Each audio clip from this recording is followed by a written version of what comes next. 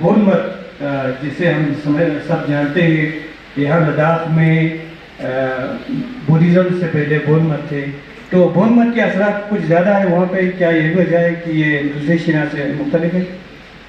Sir actually अगर दार्डुम के prospective से देखें तो बोनिज्म जो है दार्डुम में था नहीं, दार्डुम में था शैमनिज्म।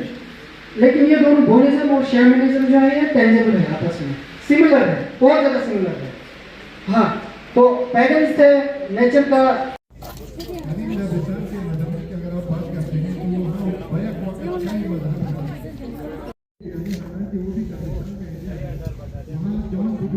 आप लोग ने सारा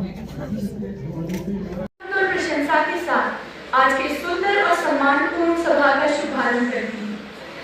आज की सम्मानपूर्ण और ऐतिहासिक सभा में उपस्थित हमारे 18वां रेजिमेंट के सीओ कर्नल मनोज राठी, हमारे सभी विशिष्ट एवं सम्मानित अतिथिगण, इंडियन आर्मी के सम्मान्य अधिकारी एवं वीर जवान, गवर्नमेंट डिग्री कॉलेज करगिल के आदरणीय प्राचार्य महोदय, सम्मानित शिक्षकगण, विद्वान पैनलिस्ट, प्रिय छात्र छात्राएं, आप सभी को अस्सलाम वालेकुम, नमस्ते, वजूद। आज हम यहाँ केवल एक कार्यक्रम में शामिल होने के लिए नहीं, बल्कि अपनी मिट्टी, अपने इतिहास, अपने तहजीब और अपनी संस्कृति को जानने और समझने के लिए एकत्र हुए हैं। आज का ये कार्यक्रम करगिल आदाब और सकाफत इंडियन आर्मी द्वारा literary and oratory society government degree college Kargil के सहयोग से आयोजित किया जा रहा है। करगिल केवल नक्शे पर मौजूद एक स्थान नहीं है, ये एक ऐसी धरती है जिसने इतिहास के अनेक दौर देखे हैं और अपनी समृद्ध संस्कृति को आज तक संभाल कर रखा है। यहाँ की पहाड़ियाँ, घाटियाँ, भाषाएं, लोकगीत, लोक कथाएं, कला, रीति रिवाज और परंपराएं सब मिलकर करगिल की एक अलग पहचान बनाते हैं। आज की ये सभा उसी इतिहास को जानने, उसी संस्कृति को समझने और आने वाली पीढ़ी को अपने जड़ों से जोड़ने की एक सुंदर कोशिश है। अब हम अपनी समृद्ध लद्दाखी परंपरा के अनुसार हम अपने सम्मानित अतिथियों का खतर पहनाकर स्वागत करें।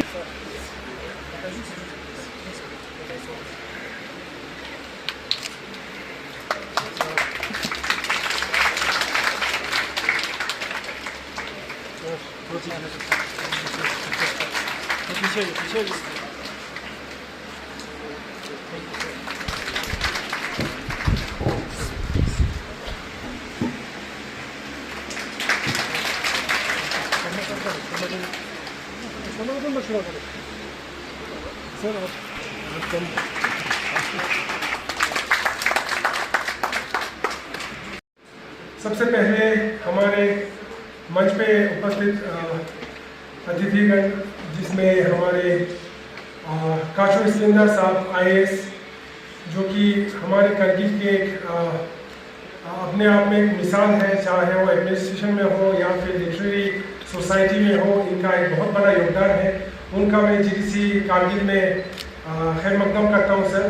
और मैं हमारे आज के partner of the event colonel साहब और लेफ्टिनेंट कर्नल साहब, आप दोनों का दिल की अमीर गहराइयों से स्वागत करता हूं कि आपके गाइडेंस के साथ और आपके ताउन के साथ ये जो प्रोग्राम हम आज मुनक्किद करने जा रहे हैं और जिस तरीके का स्टूडेंट्स में और हमारे कॉलेज के फ्रेटर्निटी में जो जज्बा हमने मिल के जो जगाया है, तो मैं उम्मीद करता हूं कि ये जज्बा आइंदा भी कायम दायम रहे और हमारे बच्चों में, खासकर जो आज के जो जनरेशन जो यहाँ पे इल्म हासिल करने के लिए आए हैं, उन सब में सकाफत की जो लहर है वो दोबारा से फिर से रिवाइव करे और हमारे करगिल के जो हम जिसको हम हमेशा चेरिश करते हैं, जिसको हम अप्रिशिएट करते हैं, करगिल के कल्चर को, करगिल के हिस्ट्री को और करगिल की सकाफत को आप सब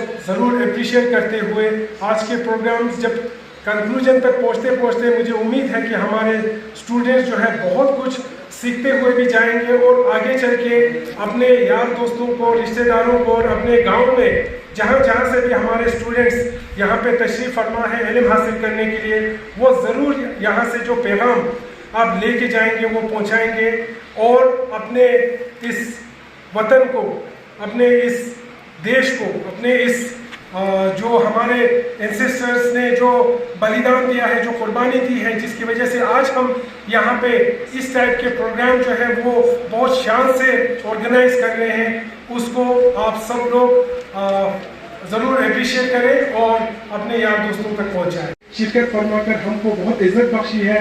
मैं उम्मीद करता हूं कि आपके माध्यम से भी, चाहे सोशल मीडिया प्लेटफॉर्म हो, चाहे प्रिंट मीडिया प्लेटफॉर्म हो, आपके ज़रिए से जो हम पैगाम पहुंचाना चाहते हैं इंशाल्लाह वो उसी फॉर्म में हमारे जो सोसाइटी तक पहुंचे और सोसाइटी को ये पता चले कि गवर्नमेंट डिग्री कॉलेज कारगिल और इंडियन आर्मी जो है एक मुहिम पे है कि वो करगिल के सकाफत और करगिल के आखी रिवाइव करने की, रिजुविनेट करने की कोशिश में है।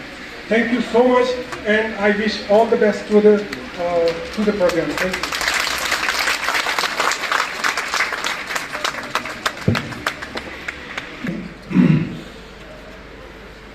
मंच पे हमारे बैठे हुए कर्नल मनोज साथी साहब, कर्नल दयानंद सिंह साहब,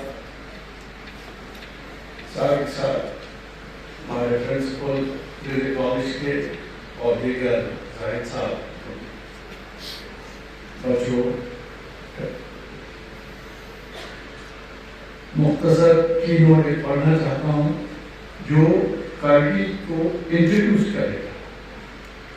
Respected Principal, Government Degree College, and other distinguished guests and officers of the Indian Army, esteemed members of the faculty, scholars, students, distinguished guests, ladies and gentlemen, good morning to all of you. At the outset, I would like to thank the organizers for nominating me as the keynote speaker for this prestigious seminar on the history, culture and development of Kargil. It's a matter of great honor and privilege for me to be here today and to deliver the keynote address at this important seminar jointly organized by the Government Degree College Kargil and the Indian Army. Friends, the dilemma of Kargil Ladakh is that those who do not know Kargil Ladakh always think that Ladakh is also one of an administrative unit or district, like the other 812 districts of the Republic of India. But I think that is not the case. The Ladakh was an independent and glorious country in the past. The people of Kargil and Ladakh had inherited vast background of history, a vast cultural ethos, and a rich treasure of mythology and folklore from their ancestors, and they still carry the notion of vastness in their subconsciousness. In order to understand this mindset of the people of Kargil, it is important to know the historical background and the cultural ethos of Ladakh, which encompass a period of some 2,000 to 3,000 years. The journey of our forefathers was full of trials and tribulations, upheavals and struggles. Due to their sheer stamina and determination, they had created a vast kingdom in this inhospitable part of the world, which was called by the name of Ladakh. Colonel Manoj Sathi साहब, lieutenant colonel Dayanand Singh साहब, principal government degree college Kargil, general Amjad Ali Abbasi साहब के नामवर मुसन्निफ, शायर व अदीब काशिफ इस्माइल खान फरीदुल साहब, अस्सलाम वालेकुम व रहमतुल्लाहि व बरकातुहू। आज हम अपनी तारीख, तहजीब और सकाफत को जानने की कोशिश करेंगे। इस हवाले से तमीज़ के तौर पर मैं कुछ कलिमात, कुछ जुमले रखूँगा। इसके बाद हम अपने मेहमान गिरामी का तारुफ करेंगे। करगिल, जिसे तारीख में पुरी कहा जाता है, अपनी एक इसकी अपनी तारीख है। यहाँ अगरची का ये छोटा सा खित्ता है, आबादी के लिहाज से बहुत छोटा जिला है, लेकिन तहजीबी लिहाज से, सकाफती लिहाज से और नस्ली गुरूहों के एतबार से एक मालामाल जिला है, जहाँ आज के तारीख में तकरीबन 5 मुख्तलिफ नस्ली गुरूह, 5 मुख्तलिफ एथनिक आइडेंटिटीज जो है एक दूसरे के साथ मिलजुल कर जिंदगी गुजार रहे हैं, जिनकी और इंडस वैली जो है ये सिर्फ दरसिक्स और दरकुन तक महदूद नहीं था उस जमाने में, ये था अप टू खलसे, स्किंडिंग और यहाँ से लहदो, लामायूरू और वहाँ से और कुछ विलेजेस थे जहाँ पर दर्ज आबाद थे पहले। ये एज फ्रेंकी कहते हैं कि 1150 से लेकर 1200 एडी के दरमियान में वहाँ पेट्रोग्लिफ्स मिले हैं, जहाँ पे 3 दर्द बादशाहों का नाम लिखा हुआ मिला उनको खलसे में, जिसमें से एक का नाम स्किंडिंग था, एक का नाम श्रीमा था, एक का नाम यशिन था और एक का नाम किलोत था। तो वहाँ पर जब जो उस जमाने में चूंकि ये रेस्टोरेंट तिब्बत कहा जाता था इस एरिया को, तो वहाँ पर जो लद्दाख यापो था उनके साथ वॉर हो गया, तो उसकी वजह से वहाँ से रिवर्स माइग्रेशन होने लगा था उनका।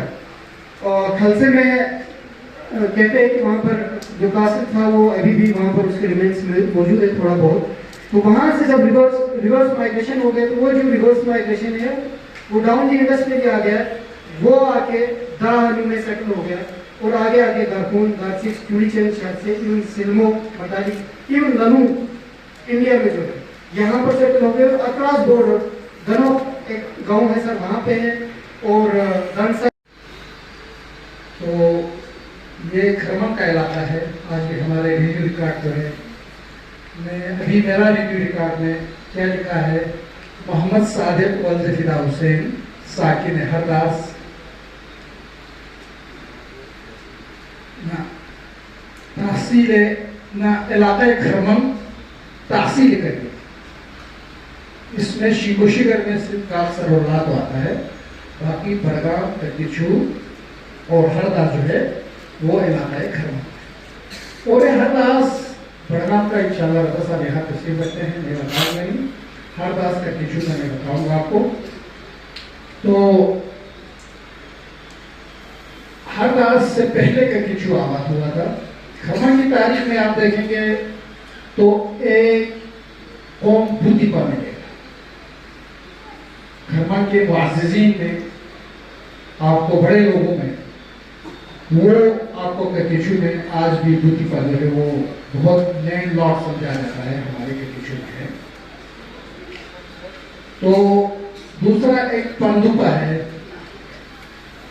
खरमनखर से आगे जाके एक गांव है पेंदो, एक गांव है, छोटा सा गांव है दरिया सिंध के इधर अपोजिट साइड में, जहाँ से ये करदो से खरमन के लिए हाईवे आता है, रोड आता है, उसके अपोजिट में एक छोटा सा गांव है पेंदो। वो पंदू वाले जो है उसी गांव से हिजरत करके यहाँ आए।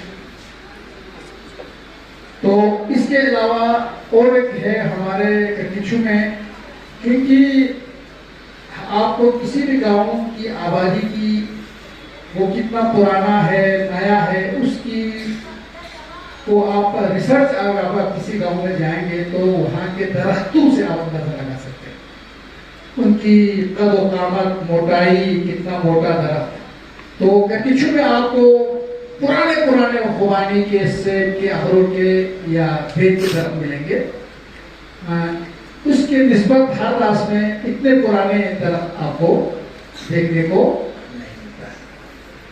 ये नबलेट थोड़े जो आगे जाके कुंभा ग्यापो और लोकल ग्यापो के नाम से वाखा जैसी पोर्ट में जो आगे जाके हमारा कुंचुक शराबतन होकर में बहुत बड़ा पॉपुलर हो गया। अगर हम अपने हिस्ट्री को अगर देखा जाए, कुंचुक शराब का बहुत बड़ा इन्फ्लुएंस रहा है, चाहे वो कर्से को लेकर हो या हमारे फोकर शरगोट को लेकर हो। तो यही कुंचुक शराब के जो 5 बेटे थे, उन्होंने पूरी बेल्ट में वाखा हो, मुलबेग हो, फोकर हो, इवन आपका सुरुकर से वगैरह इस पर भी इनका रहा। जो आगे जाके 3 नमग्याल जो उसका बेटा था जो आगे जाके थी सुल्तान चौक। इस तरीके से ये चीजें चलते रहा और काफी लद्दाख के राजे टशी नमग्याल हो, ये जो जमियान नमग्याल सिंह है, ये भी काफी राजे भी इस बिहार में उन्होंने भी पकड़ रखने की कोशिश की, जो आगे जाकर मुल्क कालोन तक चलते रहा। तो कालोन जब थे उस वक्त हमारा जो डोगरा फौज के साथ वो जो इसके उसमें भी आ गए, तो काफी ये चीज हिस्ट्री है। तो ये स्टोरी की बात है। तो आगे जाके जो इसके बाद हमारे जो बिहार में वक्त मुल्क में जो बाबर खान जो हमारा 1660-1700 में ये वाक़ा का राजा बना, जो पहला मुस्लिम बना, और ये जो वाक़ा खान में मुस्लिम का राजा का सिलसिला शुरू होते हुए आगे जाके होकर इन जगहों में भी जो आगे जाके 1660-1700 में जो हमारा ये जो इस्लामी गया है, तो हमारा जो लोगों का रीति रिवाज कस्टम ट्रेडिशन जो आज वक्त हमारे इस बिहार में है, वही कस्टम ट्रेडिशन थ्रू आउट हमारे पूरे के एरिया में भी थे। कि कोई जिंदा कौम है, नहीं तो सिर्फ नाम ही बाकी रह जाएगा। आपका भी शुक्रिया। आपका जो सवाल था दर्द और शीन में क्या फर्क है, निहायत अफसोस के साथ एक मैं यहाँ बात वाज़ेह करना चाहता हूँ। हमारे चाहे जम्मू कश्मीर के हों, लद्दाख के हों या गैर मुल्की हों, हिस्टोरियंस ने काम किया है, अपने हिसाब से तहकीक किया है, लेकिन इस तहकीक का मतलब दर्द कोई कौम नहीं है, दर्द कोई ज़ात नहीं है। अगर आप हिस्टोरिकली देखेंगे, दर्द जो है कदीम ज़माने से ही जो रोमन हिस्टोरियंस थे, यूनानी हिस्टोरियंस थे, फादर ऑफ हिस्ट्री हेरोडोटस, उन्होंने इस कौम का, इस इलाके के लोगों का जिक्र किया है। दर्द उन इलाकों को कहा गया है, उन इलाकों में रहने वालों को कहा गया है जो हिंदुकुश के पहाड़ी रेंज की वादियों में बसते हैं। तो हम खुद अंदाज़ा लगा सकते हैं कि दर्द कहाँ से इजाद हो गई। ये तो एक पूरा माउंटेनस एरिया में रहने वाले लोग हैं, इसमें मुख्तलिफ ज़ातें हो सकती हैं। तो इसका कंक्लूजन इस दर्द लफ्ज़ का मैं ये कहूँगा कि बशमूल अफगानिस्तान के कुछ हिस्से स्वात से लेकर रुंदों की बल्तिस्तान और गिलगित की आखिरी सरहद रुंदों तक के जो पहाड़ी रेंज में जो इलाके हैं, जो वादियाँ हैं जहाँ लोग बसते हैं, वो दर्द लोग कहलाते हैं। अब इन दर्दों के अंदर भी ज़ातें हैं, उनकी ज़बानें अलग हैं, उनकी नस्ली एतबार से भी वो अलग हैं। तो दर्द कौम की, दर्द इलाके में जो कौमें बसते हैं उनमें एक शीन है। आपका उस सवाल का जवाब मैं दोनों का, दर्द और शीन का, इसी में दे दूंगा। दर्द जो कबीला है, दर्दिस्तान के जो इलाके में रहने वाले लोगों में एक शीन कबीला है, जिसको अमूमन प्रोनाउंस किया जाता है शीन। सपनों का ये बंजारा, दिन को आए रात को आए, सपनों का ये बंजारा, नीला अंबर होए, चाँद की आंखें भर आई, ओ शाम की दिन आई। लास्ट प्रीतम, ओ प्रीतम रे, कुछ तो बोलो रे, रास्ता कैसे कट जाए, मुँह तो अपना खोलो रे, का उजियारा, तुम बोले तो चार दिशा में फैले मन का उजियारा, नीला अंबर रोए, चाँद की आंखें भर आई, हो शाम की जुल्फें लहराई। ये गीत था, अपनी एक छोटी सी गजल सुनाता हूँ।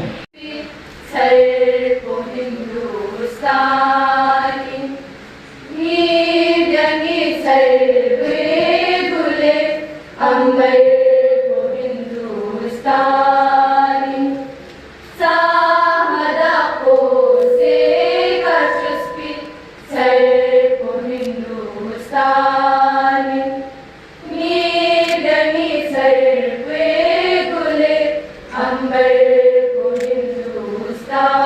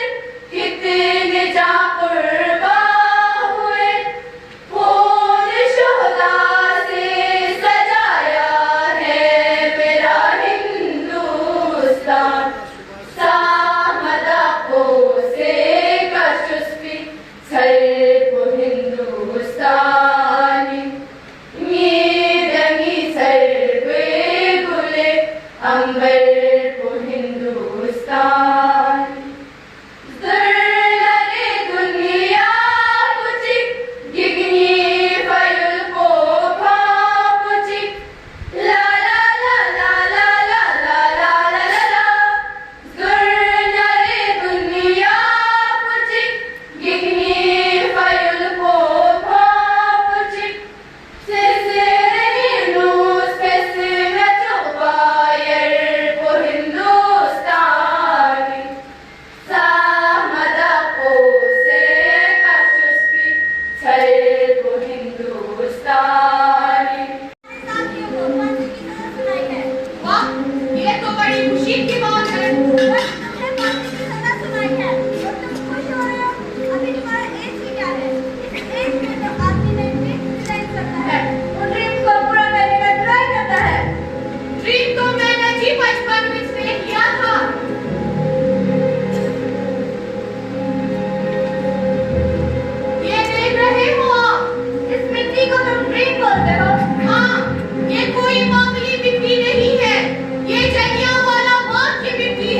जिसमें मेरे देशवासियों का लहू मिला है, इसे मैं हमेशा अपने पास रखता हूँ ताकि ये मुझे मेरे सपने, मेरे मकसद और मेरे वजूद की याद दिलाती रहे, जिसका नाम है आजादी।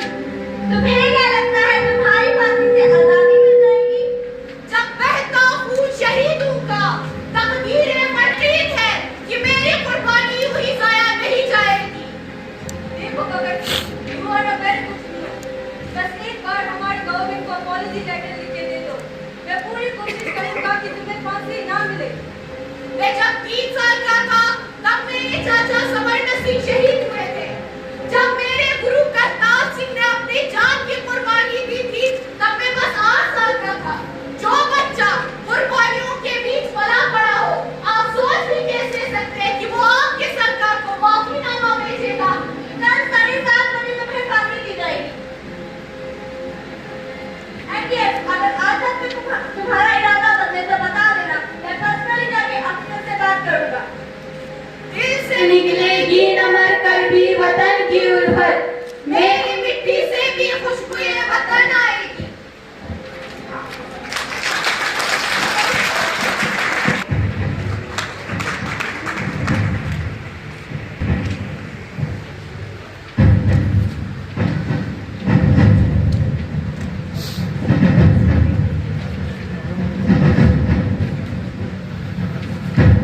सरफरोशी की तमन्ना अब हमारे दिल में है, देखना है जोर कितना बाजुए कातिल में है। वक्त आने दे बता देंगे तुझे ऐ आसमां, हम अभी से क्या बताएं क्या हमारे दिल में है। इनकलाब जिंदाबाद।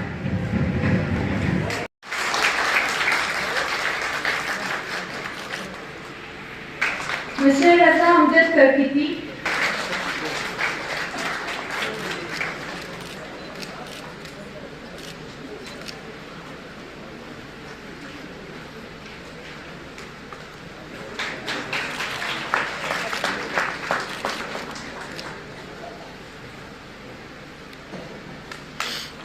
Mister Mohammad Sadiq Hargasi.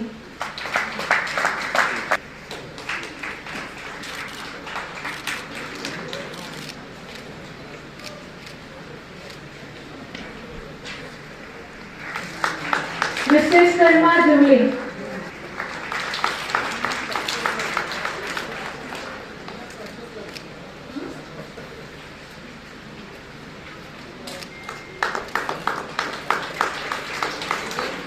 Mister Arif Ladakhi.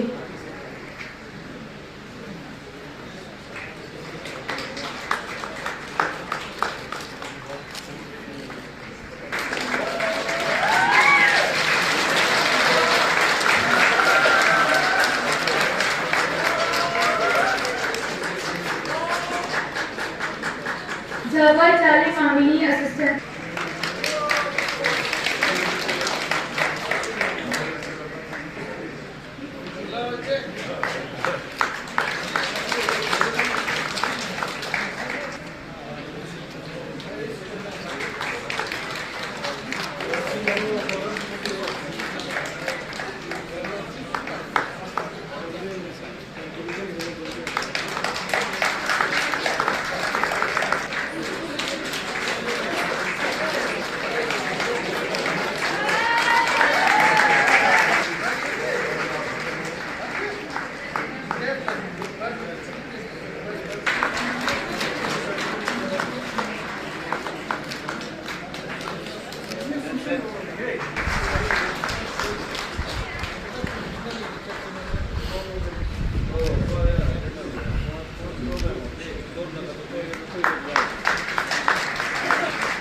best singers.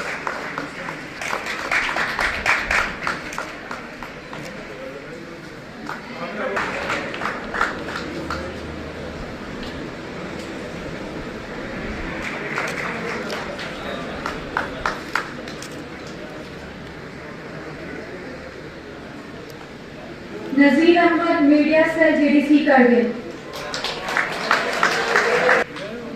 Hello media पर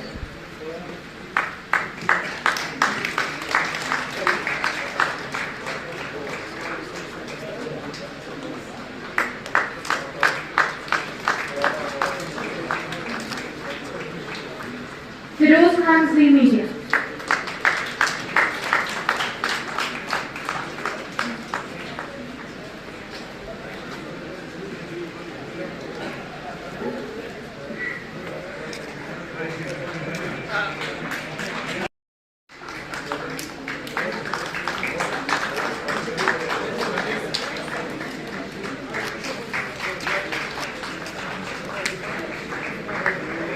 ब्रिगेडियर आशीष अनिल जोशी साहब के विचार सुनने के साथ ब्रिगेडियर आशीष अनिल जोशी साहब को आमंत्रित करती हूँ कि वे इस कार्यक्रम को संबोधित करें। Sir please the stage is yours. Raza Amjad sahab, Mohammad Sadiq साहब, स्कामा जोंगे साहब, आरिफ साहब, लास्ट बट नॉट लीस्ट काचो साहब। ये बहुत ही heavy, intellectually heavy kind of discussion था, पैनल डिस्कशन, और मैं अपने आप को बहुत ही कम कॉम्पिटेंट समझता हूँ कि इसके क्लोजिंग नोट मैं दूँ। मेरी टोटल एजुकेशन क्वालिफिकेशन 10+2 -4 है। 4 साल की फौजी ट्रेनिंग में जितना 12वीं तक पढ़ा था वो भी भूल गया, लेकिन कुछ एक जो मेरी अंडरस्टैंडिंग है ओवर दी ईयर्स कि ये दो लफ्ज और ये पूरा जो हमने आज इवेंट किया है इसका क्या मतलब है। जो मेरी अंडरस्टैंडिंग है कि सबसे पहले है सिविलाइजेशन। हम लोग इस इलाके में जो है हम इंडस वैली सिविलाइजेशन के लोग हैं। इस सिविलाइजेशन के अंदर काफी सारे रेसेस आए हैं। इस तरफ से आर्यन आए, इस तरफ से मोगलाइट रेसेस आए, और नेचुरल बैरियर की वजह से ये काफी समय तक मिक्स नहीं हुए और इन्होंने अपना लिटरेचर, अपना लैंग्वेज डेवलप किया। जो फर्स्ट लॉ है हमारा अदब, ये जब हम कामयाब हो गए इंडस को पार करना या कोई हमने नया रास्ता ढूंढ लिया, धीरे धीरे हमारे रेसेस की भी मिक्सिंग हुई और उससे जो बना हमारा कल्चर। और मुझे ये महसूस होता है कि कई बार हम इन सारी चीजों को मिक्स कर देते हैं। हमारी सिविलाइजेशन अलग है, इस एरिया में एक ही है, हमारे रेसेस अलग है, लेकिन आप देखें तो हमारा कल्चर एब्सोल्युटली सबका सेम है, एग्जैक्ट सेम है। और धीरे धीरे हमने क्या किया कि जैसे ही हमने अपना लिटरेचर, अपना अदब डेवलप किया, उसका एक ही रोल था, to be the guardian of सकाफत, culture, to store, to preserve. हमने सिर्फ नॉलेज प्रिजर्व करने के लिए, अपने कल्चर प्रिजर्व करने के लिए लिटरेचर को डेवलप किया। और अगर आप ये खास बात देखोगे पुराने लिटरेचर में, एक भी ऐसी किताब नहीं है जिसको पढ़ के आपको कभी ऐसे लगे कि मेरे अंदर नफरत पैदा हो रही है, या मेरे अंदर गुस्सा पैदा हो रहा है, या मेरे अंदर जलन पैदा हो रही है। और आज के डेट में जो हम लिटरेचर कंज्यूम कर रहे हैं, इसके थ्रू इसमें ये तीनों चीज मिलती है, नफरत, गुस्सा, जलन, कि ये बड़े मजे कर रहा है, ये पता नहीं कहाँ घूम के आ गया, इतनी अच्छी उसके पास गाड़ी है। जलन है, गुस्सा आ जाता है, किसी ने कुछ बोल दिया तो सच है या नहीं है हमें पता नहीं। और नफरत के लिए तो हमें रीजन ही नहीं चाहिए। कोई उस एरिया का है हमें पसंद नहीं, कोई इस एरिया का है हमें पसंद नहीं। ये सारी चीज़ें बढ़ा रहे हैं। तो आज का जो हमारा ये जो लेक फेस्ट का मकसद था कि हमारे जो यूथ है उसको हमारे पास से कनेक्ट करें, और उसके लिए जो गैप था, जो ब्रिज था, वो हमारे पैनलिस्ट थे जिन्होंने अपने विचार, अपने ओपिनियन, अपने व्यूज़ और हमारे कल्चर के बारे में नॉलेज दिया, जिसकी वजह से हमारा जो यूथ है वो कनेक्टेड रहे कल्चर के साथ में, कल्चर को भूले ना। कल्चर हमारा है क्या exactly? First of course patriotic है हम लोग अपने वतन के साथ ईमानदारी से रहते हैं। दूसरा सबसे खास बात है रिस्पेक्ट आवर एल्डर्स, अपने बड़ों की इज्जत करना। वही है जिन्होंने जिंदगी देखी है, जो आपको नसीहत देंगे वो आपको जिंदगी भर काम आएगी। अपने माहौल को देख रहे हैं तो हमारा जो कल्चर, ट्रेडिशन, हिस्ट्री जो है वो दिन ब दिन हमारे जो जनरेशन जो पास ऑन होना चाहिए था वो उस हिसाब से पास ऑन नहीं हो रहा है। तो यहाँ पे कुछ न कुछ कमी जो है वो हमें देखने को मिली। तो इंडियन आर्मी के साथ जब हमारे डिस्कशन डिलिब्रेशन हुआ, पिछले साल भी हमारे कॉलेज के जो वर्दी प्रिंसिपल मैडम दिशकिता अम्मो के साथ जो है ये इनिशिएटिव शुरू हुआ है, तो इस बार भी जब हमारे इंडियन आर्मी की तरफ से जब ये सजेशंस आए तो हमें भी बहुत अच्छा लगा कि हमें और हमारे जो तमाम फैकल्टी साहिबान और हमारे स्टूडेंट्स, हम सब पे एक जिम्मेवारी बनती है कि हम अपने कारगिल के डिस्ट्रिक्ट के माशरे में एक पैगाम ज़रूर पहुँचाए कि हम सबको अपनी सकाफ़त को और अपने तहजीब को और अपने कल्चरल हिस्ट्री को, इन सब को बचा के रखना है, और ना सिर्फ बचाना है बल्कि इसको फिर से रिवाइव करना है। ये हमारी चाहे ज़ुबान में हो, जिस तरह से हम अक्सर अपने स्टूडेंट्स को भी और आपको बताते चलें कि न्यू एजुकेशन पॉलिसी में अब हम लोकल लैंग्वेजेस को भी हमारे करिकुलम का हिस्सा बनाए रखे हुए हैं।